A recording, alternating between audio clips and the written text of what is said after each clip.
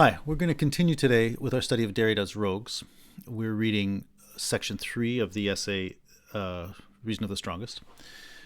We began our study of that last time just by focusing on the notion of the other of democracy, which is the title, especially as that is brought out in the first 3 paragraphs that introduce the essay. Today, what I want to do is talk about the essay as a whole. And my first job, or my main job, is really going to be to clarify the structure of that, the structure of the writing, the structure of the argument. In any serious philosophical work, that's always one of the most important things for you to do, is to clarify the structure of the thing, rather than just sort of reading along sentence by sentence and sort of imagining you're following what's happening. Like, you really need to know how those sentences fit in relationship to a larger argumentative structure that's happening. And anyway, so that's what I'm going to try to clarify here. And it's a little bit, it's not, I wouldn't exactly say convoluted, but there are a few things you got to pay careful attention to. But anyway, that's going to be my biggest goal. But in doing that, we will talk about quite a few of the details also. But yeah, so we began last time with the introductory section where he said he was going to introduce a certain hypothesis. So what was that hypothesis? Well, we begin on 28. He says the hypothesis is this: today, the only and very few regimes that do not present themselves as democratic are those with a theocratic Muslim government. And then he follows it up on 29. Islam, or a certain Islam, would thus be the only religious or theocratic culture that can still, in fact or in principle, inspire and declare any resistance to democracy. And then he says, so if one takes into account the fact that this Islam today accounts for a large number of people in the world, then this is perhaps, in the end, the greatest, if not the only, political issue of the future, the most urgent question of what remains to come for what is still called the political. Right? So basically, democracy and the other of democracy, or the resistance to democracy, he's saying that is the question that defines politics now. And that question has a particular meaning, and it is in a significant way defined in relationship to theocratic Muslim regimes and so on. So that's pretty interesting. We'll see how that plays out. But as he says, that issue of how democracy relates to the opposition to democracy, which in fact seems at the world scale to be associated only with the Muslim religion. He says that's the most urgent question. And then I want to read one more sentence now to get us moving forward. He says, my pointed reference to urgency, this is on 29, is meant to suggest that in the necessarily finite times of politics and thus of democracy, the democracy to come does not mean the right to defer even in the name of some regulative idea, the experience, or even less the injunction to democracy. That's all important, of course. But the thing I wanted to stress was this notion of this relationship of urgency to the necessarily finite time of politics. So we'll see eventually something about what the significance of that is. But I want to read down a little bit more after that. He says, the to come of democracy is also, although without presence, the here and now of urgency, of the injunction as absolute urgency. So the details of that aren't going to matter to us now. They're going to matter to us later. The thing I only wanted to point to was that experience of urgency, and the idea he's putting forward there that there is a political experience of urgency. And he's saying that's related to this theme of democracy and its other that we've been introducing, that he's introduced. And so we're going to go now through this chapter and pull out some more. What we're going to be grappling with, on the one hand, is clarifying and deepening our sense of a certain kind of tension intrinsic to democracy that's related to this issue of democracy and its other. we're going to be taking that part of. So I've just said two things from the introduction, this sort of basic hypothesis and this urgency. So we're going to be taking up that first one, that sort of hypothesis and the issues embedded in that, and exploring them, and that's going to lead us to connect up again later with this issue of the urgency, which is going to be related to his language of democracy to come. And we'll play out a little bit of what the significance of that is. So really, I'm just trying to get two ideas going in your head, and to keep it clear to you, just in terms of the structure of what I'm doing here, that we're sort of exploring what's involved in one, and then we're going to come back to that other one.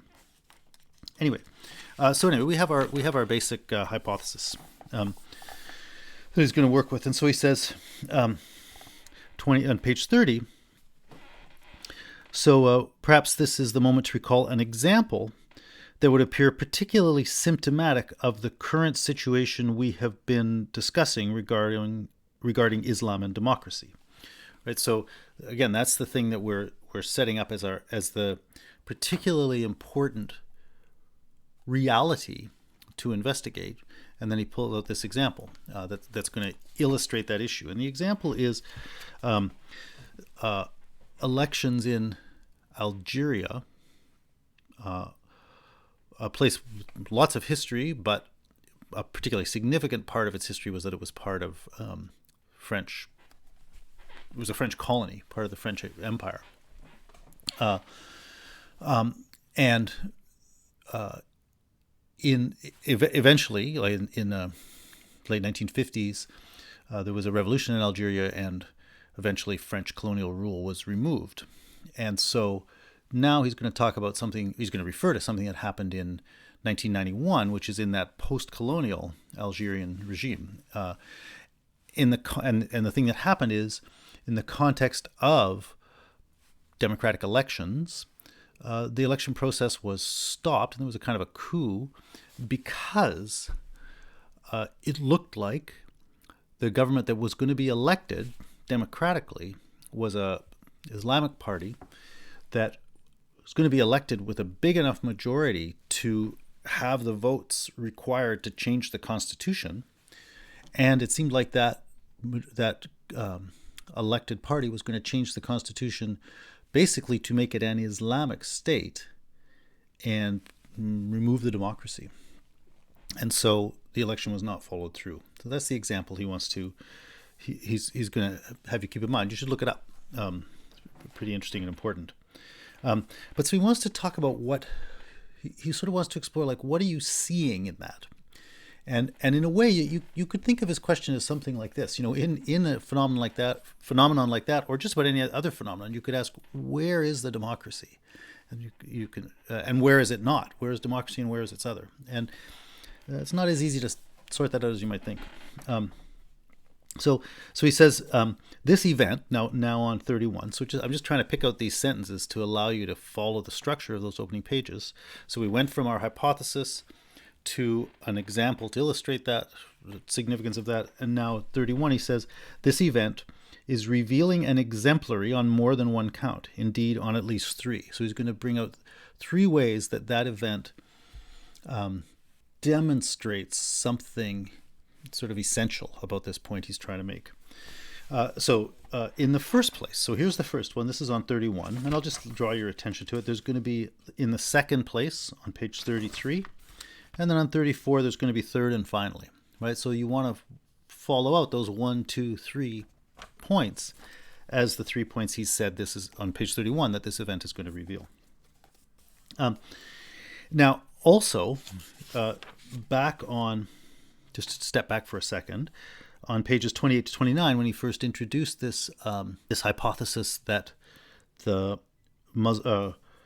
only religious culture that can oppose democracy is Islam, he said on 29, we will return in a moment to the double task that this might assign. That double task comes up in the first of these 3 points he's going to draw out from the Algerian event. So on 31, you see him say in the first place, and we're going to talk about exactly what he says there in a minute, and then he says, the 2 tasks that I referred to a moment ago are going to come up here. the first of those two tasks is on 31, and the second of those two tasks is on 32. So that's just a little structure. Anyway, so in the first place, so let's go through them. In the first place, one might use this Algerian event, which is the rise of an Islamism that was considered to be anti-democratic, that then prompts the suspension of a democratic electoral process. We could use this Algerian event to illustrate the hypothesis of a certain Islam. And that Islam, not Islam in general, if there even were such a thing, but that particular thing would represent the only religious culture that would have resisted up until now a European process of secularization and democratization, which is to say politicalization. He already said that a little bit on the first page in 28, that in the modern world, democracy, politics, and secularity have come to be virtually equated, such that, religious governments seem to be anti-democratic. Politics seems to have to be democratic, and so on, right? And so that's why here there's something interesting about this regime that is resisting all of those things. So really, in that event, then you seem to have the two sides, both of which, if you recall what I was saying last time, both of which might seem in a certain way desirable. On the one hand, you have the side of democracy, which seems to be being lost, or risks being lost, if a certain kind of, Islamic theocracy that's going to remove democracy from the Constitution is installed. So you might think, we should defend democracy. But on the other hand, and especially as we will think about a bit later, you might also think there could be something of value in that resistance to democracy, especially if democracy as a reality has meant, America, or, the domination of the planet by a kind of Euro-American centered global capitalism. You might think, there might be something appealing about a kind of opposition, and this might be the only thing that can oppose it. So you might not know exactly which side is the good side here. What would the democratic commitment then have to be in this situation that marks out Islam as this particular point of opposition? And he says that points to two tasks, and the two tasks I refer to would thus be by turns theoretical and political at the same time, or one after the other. And so he says, and basically one of the two tasks then would be a hermeneutic task. So if Islam is being put forward as that which is being advocated and is being presented as that which is going to oppose democracy, well, one thing is to investigate Islam and see if Islam in reality is opposed to democracy. And so that gives rise to the hermeneutic task of studying, the Quran and a range of other things that sort of constitute the foundations of Islam, and not just treating those things as texts that reflect the current views that people claim are the essence of Islam, but rather turning to those texts themselves carefully to see what they really say about these issues, and no doubt to discover in their richness and complexity plenty of things that would license and validate and encourage democracy, at least as much as the opposition to it. So he says, this is certainly what people have done with, Christian texts. And Christian texts imagine liberation theology or something like that. Christian texts are often used as almost like manifestos for democratic revolutions, anti-oppression revolutions, and so on. And so he says, look, people have had couple hundred years of working on the Christian texts and the early Christian culture to try to develop more rigorously and carefully a appreciation of what are the sort of tendencies of that tradition and so on, rather than just allowing the orthodoxy, rather than just allowing the control by whatever, the Vatican or whatever, to say, here's what those texts mean. And in those couple of hundred years of sustained hermeneutical engagement, that those texts have been opened up to show how amazingly rich and in many ways, progressive and so on they can be. He says, that we don't live in a world where that has yet been able to happen with the tradition of the Quran, etc. So that would be one of the tasks, to work within Islam itself as a traditional, theoretical, textual body, to show internally why a commitment to Islam, in fact, opens up the democratic world rather than opposing it. The second task, then, he says on 32, what then would be the other task? It would be explicitly political or practical in the sense that it would be incumbent upon those who support democracy to support democratic movements within the Muslim world. And so and this particular sentence that I just want to read at the top of 33, for whoever by hypothesis considers him or herself a friend of democracy in the world, and not only in his or her own country, for that person the task would consist in doing everything possible to join forces with all those who ... in the world of Islam are struggling for democratic reforms and so on. I just want to draw attention to that one notion, though, that if you're a friend of democracy in the world and not just in his or her own country, right? And you need to think about that idea. I tried to raise it before, that something about the nature of democracy would seem to imply universality, and thus democracy can't just be yours. It's got to go beyond that. And so he says, we will later come to this cosmopolitical dimension of a universal democracy, perhaps even independent of the nation-state structure. And I just want to, underline that idea that democracy could be something that you would describe as the character of a national government, but it would also seem that the very meaning of democracy is that it could never be only that. If it were truly democratic, it would seem that you would think there is a reason why it can't draw a border around itself. But that gets back to the issue I was talking about last time about democracy and its others. Anyway, but that's the first thing that event would help thematize for us about what is urgent in politics now. Second, he says, in the second place, the suspension of the electoral process in Algeria would be typical of all the assaults, from almost every perspective, typical of all the assaults on democracy in the name of democracy. So this then is the second thing. It is a pretty powerful and pretty interesting issue. So the thing to notice then about that election was that the putatively democratic process of election was stopped because the party that was going to win was going to end democracy. And so the democratic process was stopped in the name of democracy. Whether or not you agree with the decision to do that at that exact time, you should be able to see that there's something fundamentally right about that.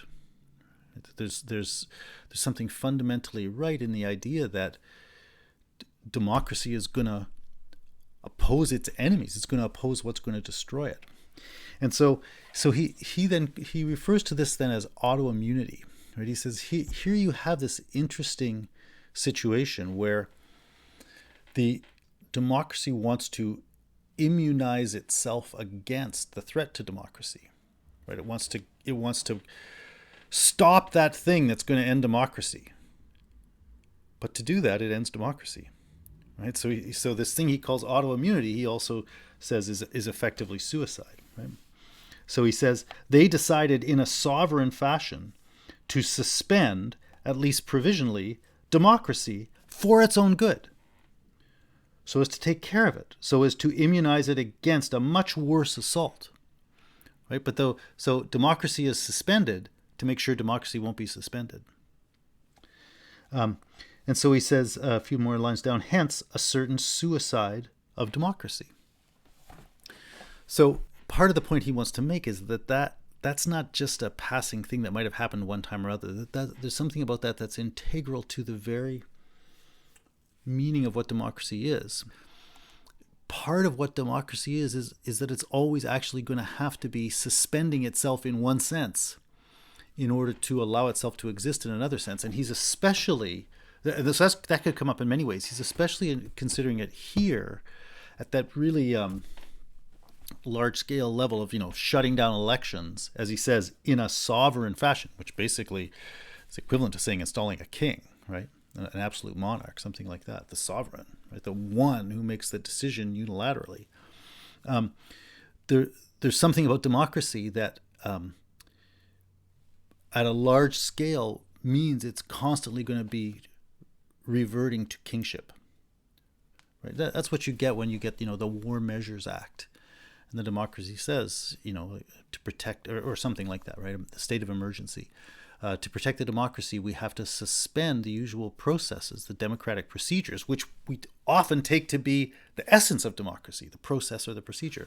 We're going to have to suspend the procedures to defend democracy by allowing the sovereign prime minister, whoever it is, to make unilateral decisions, right? To defend us in war or something like that. Again, the point isn't whether that's a good or bad thing by itself. The point is to see that, of course, democracy has to do that. And that means it is always a dimension within democracy to suspend itself and to turn itself into a kind of a monarchy for the sake of protecting itself, which is also obviously, it's both obviously necessary and also obviously a kind of contradiction. Right? And as he says on bottom of 33, there is something paradigmatic in this autoimmune suicide.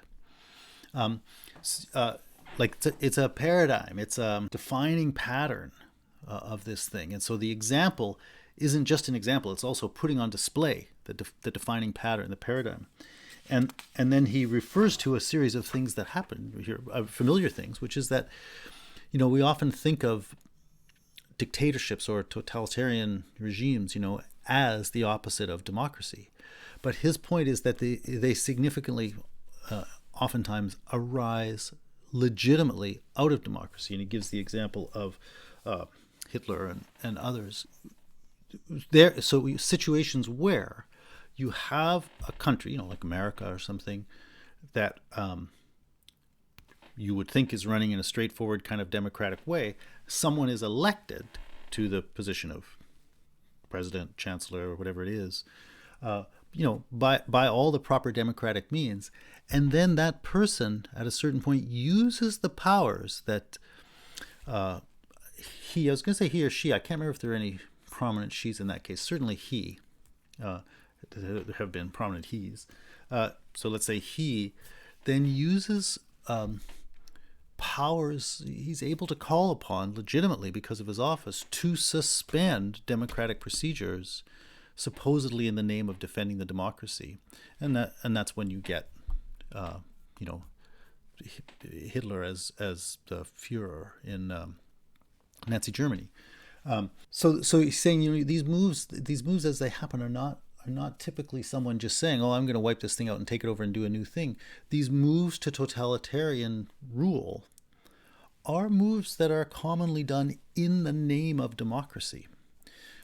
And they tend to go along with populism, with a lot of popular support, where that is in a way, it could overlap with, but is to be distinguished from, voting. So you have a system, a regularized system of voting.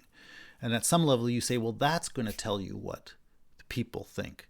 But on the other hand, there are lots of other ways that popular views are expressed in protest marches, right, where you say, the thing that's happening in the voting isn't really reflecting our views, so we're going to protest to say this is what the people really think.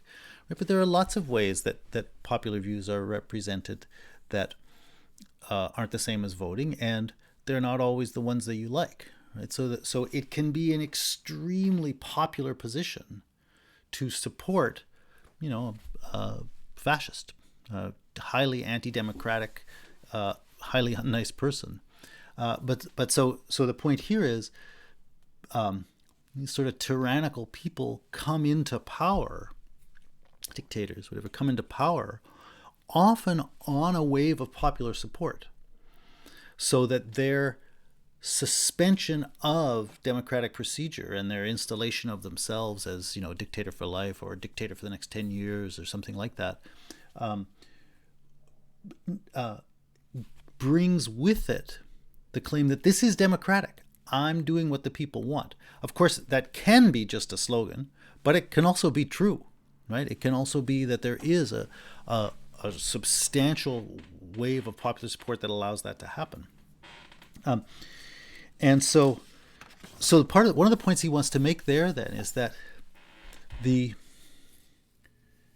threat to democracy of, anti-democratic totalitarians, right, it isn't just a threat from something outside. It's built into the very meaning of democracy, that democracy is going to do that to itself. Right? The second point then is about how it's integral to democracy as such to have as one of its democratic dimensions kind of democratic suicide, which he calls autoimmunity, and to produce sovereigns, to produce dictators. And then the third one, he says, third and finally, the sending that kicks off calls for a sending off. I don't need to worry about his wordplay there.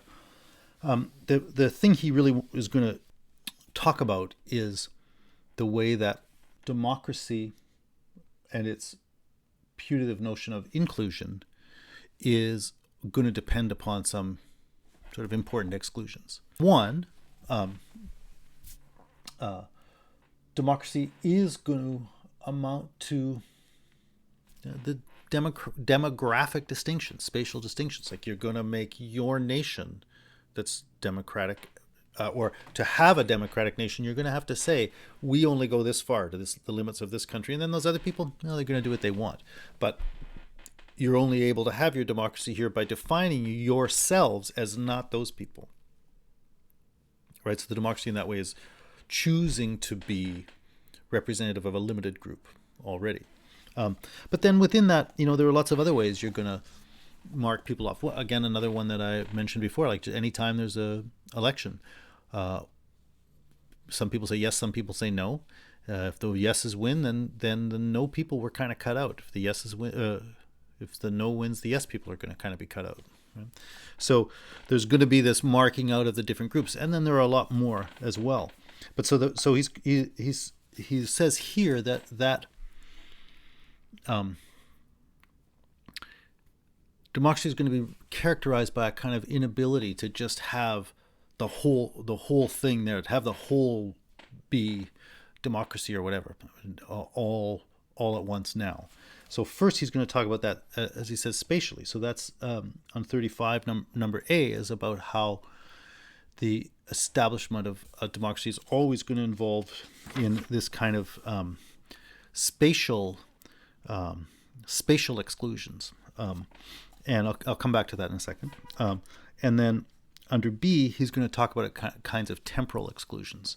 And so those are pretty interesting, right? Just to see the playing out of this in space and time. Spatial exclusions, I mean, I talked about some of these already when I was just sort of introducing things. Do the immigrants get to vote or not? Do the prisoners get to vote or not? Do people under 18 get to vote or not? And if so, at what age? At 0, at 1, at 6, at 16? And how are you going to vote? Are you just going to count all the votes of every individual, or are you going to count the votes of districts, or are you going to let them vote once and then vote again and then vote again. What system are you going to have? You're going to have proportional representation, all sorts of things. All of those decisions are going to be made about all of those, but there is no decision that can be made there that doesn't involve some kind of exclusion.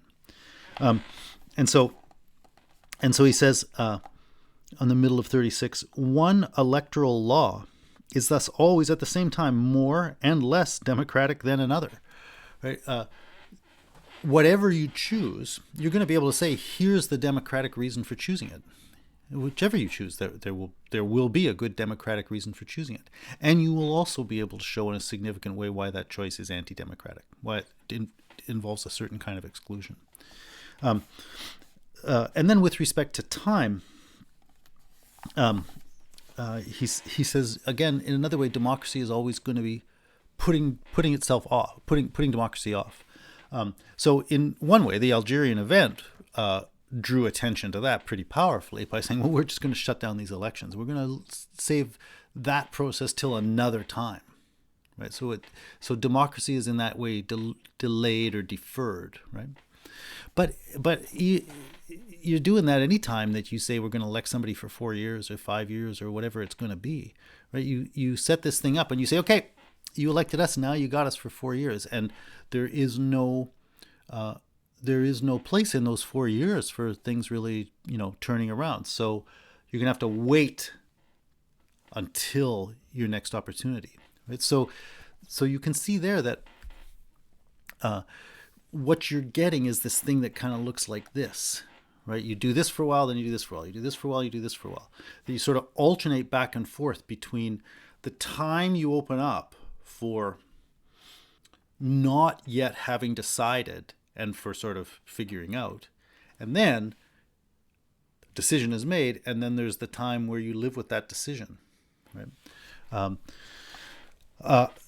So just at that simple level, you can see democracy is going back and forth between two quite different things.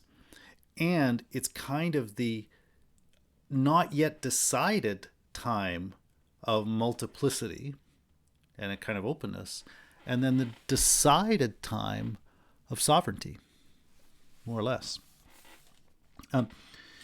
Anyway, so those are the three things he's going to go through. I want to say just one or two little things now to conclude this quick attempt to go through the essay as a whole before next time coming back and then trying to talk a little bit more concretely about some issues. So I want to bring it back now to that theme of urgency from the beginning, right? So what I was doing with these 3 points was just trying to bring out a little bit more of the tension side of things. But every time one of these tensions comes up, you might say, well, you can't ever decide between what's more democratic and what's not, so you can't do anything, right? And so he refers to that on 35 as an antinomy that risks paralyzing and thus calls for the event of an interruptive decision.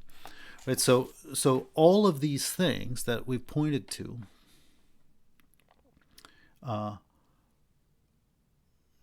basically show you that there's no machine that's going to spit out an answer. All of these things show you that at a certain level of logic, the logic of democracy allows this, it allows that. The logic of democracy allows this, it allows that. The logic of democracy allows this, it allows that. Right? At a certain level, the logic of democracy is contradictory, or it's got a kind of antinomy in it. And he says, therefore, that risks paralysis. That can make you think, oh, you can't do anything. But that's why this other point was important on 29 when he referred to the necessarily finite time of politics and thus of democracy, and that notion of urgency. The to come of democracy is also, although without presence, the here and now of urgency, of the injunction as absolute urgency. Right? So the thing he's trying to say about the political is twofold. That on the one hand, the domain of the political or the domain of the democratic is inherently characterized by this tension. And that means there is no algorithm that can tell you what to do. Right? Every electoral law is more and less democratic than every other one. So there is no place you can go to find the answer generated for you. That's one side of the political. It's that tension. And on the other hand, the political is the absolute urgency that you act, the absolute urgency that you pursue justice. Let's take justice. We're going to come up with two terms, but justice is one of the terms that he uses and that one would naturally use just to kind of name what's the defining essence of the democratic, right? So where does democracy come from in the first place? Well, it's an attempt to be just. So here's what you're stuck with. You still need to be just, and you got this tension that won't let you turn elsewhere to have the decision made for you, right? And so again, just to read that other line from 35, an antinomy that risks paralyzing and thus calls for the event of an interruptive decision. So on the one hand, we already saw in any democratic regime that sovereign decision, sort of autoimmune decision, is always part of the process. That's true in the ongoing affairs of any democratic regime. It's also true at this kind of meta level, right? That when you see that democracy as such involves this kind of tension, then you can see that democracy as such also calls for the ineffaceability of the need for a kind of interruptive decision, right? That politics is always going to have that. So we're going to come back and talk more about the urgency, especially next week, or next set of lectures. Not so much in the next individual lecture, but that's going to be the next chapter we're going to talk about. But I want to just end this thing then by taking us back to two texts. So first on 39, he says, such limitations thus, it is about 4 lines down, such limitations thus involve the entire history of a right or a law, whether national or international, that is always unequal to justice. Democracy seeking its place only at the unstable and unlocatable border between law and justice. That is, between the political and the ultra-political. I may come back and try to unpack that sentence a bit more another time. But all I wanted to underline there was that notion of law that is always unequal to justice. Policy that is always unequal to justice. I want to point to that idea that there's something about the nature of justice and the imperative that you be just that will never be satisfied by you just saying, well, the rule said I had to do this, right? And so to the extent that a law is a rule, you can see that the very notion of a law falls short of the notion of justice. And at the same time, the reason you have laws is because of the demands of justice. Or so in place of the word law, you could just say, democratic procedures, right? The reason you have those democratic procedures is you're trying to establish how to be just. So you're trying to divide things up. You say, okay, everybody's going to get an equal share, right? You're going to try to set up a procedure in order to be just in your enactment of fairness. So that's where the procedure comes from. And yet at the same time, that procedure can itself be criticized for producing unjust results or something like that. He nicely says that democracy you might think of as on the unstable border between those. That democracy is in a way, to a certain extent, having to side with law, to a certain extent, having to side with justice. And that's a ongoingly difficult matter. The other thing I wanted to point to is on 41, now making roughly the same point, where he says, if one values freedom in general before any interpretation, then one should no longer be afraid to speak without or speak against democracy. So here he's using the word freedom in the same way I was just using the word justice, that freedom might be the name for what you're really after. And so on the one hand, you want democracy because you think that's what's going to realize freedom. But he's saying, we should also see that freedom might be that notion by virtue of which we can be critical of democracy. And okay, I still have one more little thing I want to say, but that's the basic structure I wanted to take you through. So from the basic introduction about that sort of certain hypothesis, through the three things that are that are revealed about that, to this theme of urgency, the democracy to come, and the need to not be paralyzed by these tensions, which I then associated with the notions of justice or freedom as notions that are not reducible to democracy or law, even though they are what, in a way, account for those things, and in a certain sense, they need them. So that's the basic thing I wanted to get you through. And I just want to make one more remark. I'm not going to explore it in detail. I'm just going to name it. One thing he says about democracy is that it's inseparable from a notion of différance. And that's a word he made up. It's like the other French word différance, except it's got an A instead of an E in it. And that's his name for thing that he's tried to work out throughout his whole writing career. The thing he thinks is sort of like the most basic concept for understanding reality, and it is basically the idea that it's related identically to what we're just talking about democracy, that in anything there is a tension between kind of the way it's realized and the driving thing that it's trying to accomplish. So we will come back and talk about that more. I just wanted to name that here, though, because he uses it. I want you to be able to read it, and because I wanted you to have a quick sense of how that word différance is relating to this point I was just making about justice and law, or freedom and democracy. As in each case, justice and law, or freedom and democracy, the two things named are in a certain way inseparable.